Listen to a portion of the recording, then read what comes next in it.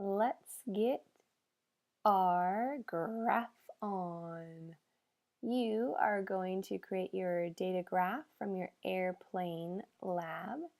So go to your Google Drive, find your 7th grade science folder, click on it. Then you're going to go to Unit 1, Ecology. And then you're going to find your scientific method folder. And then there's that airplane lab folder.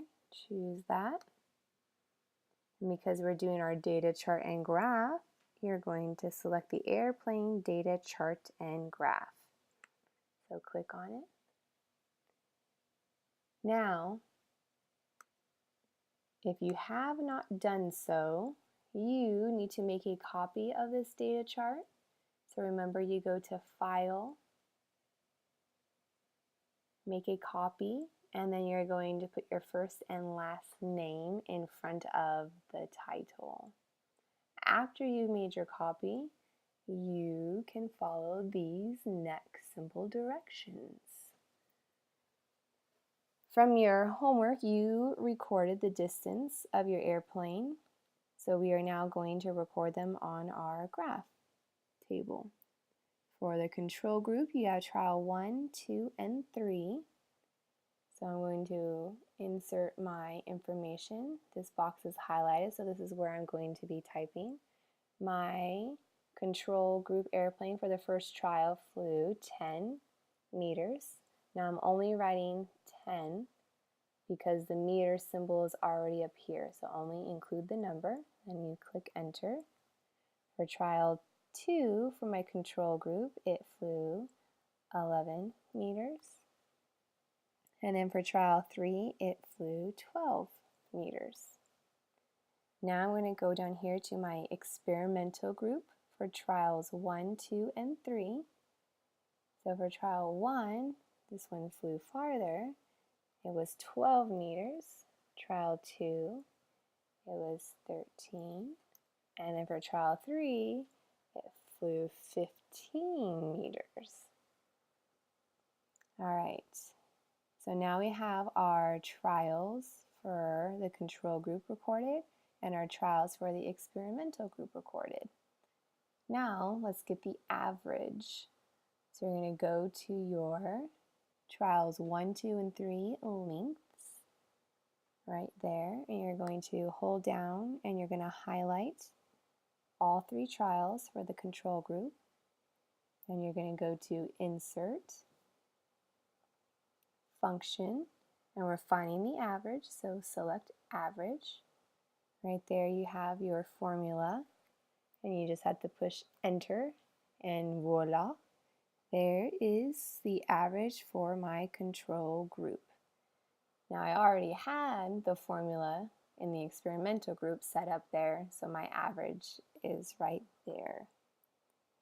All right, so that was one step in making the graph.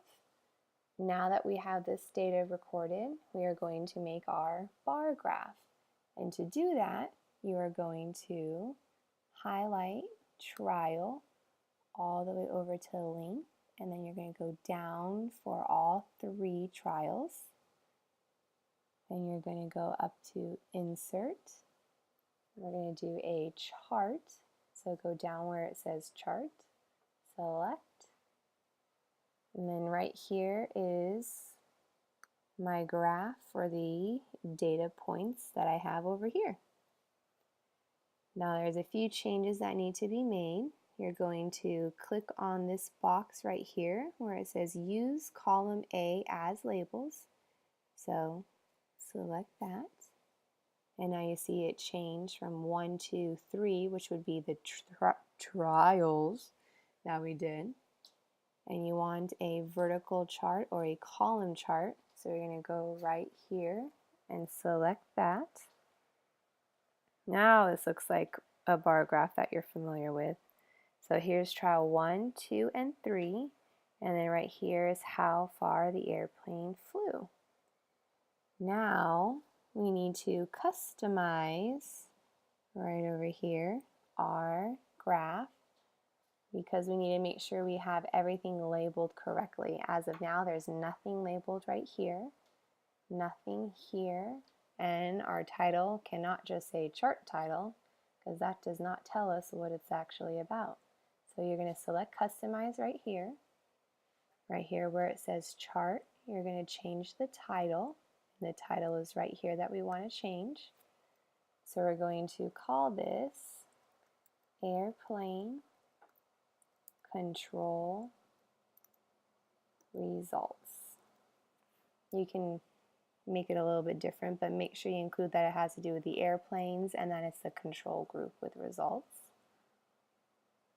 Now we're going to scroll down because we need to label the axis. So we're going to find axis. There it is in red right here.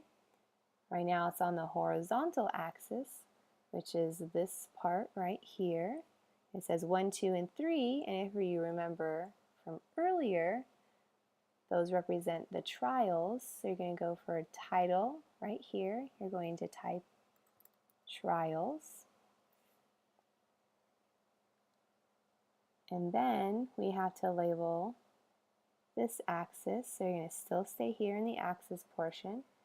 Right here, you're going to click the little triangle, and you're going to choose left vertical. And now we're going to write the title for that, and it is representing the length of the airplane's flight. And in science, you need to always make sure to include the units used.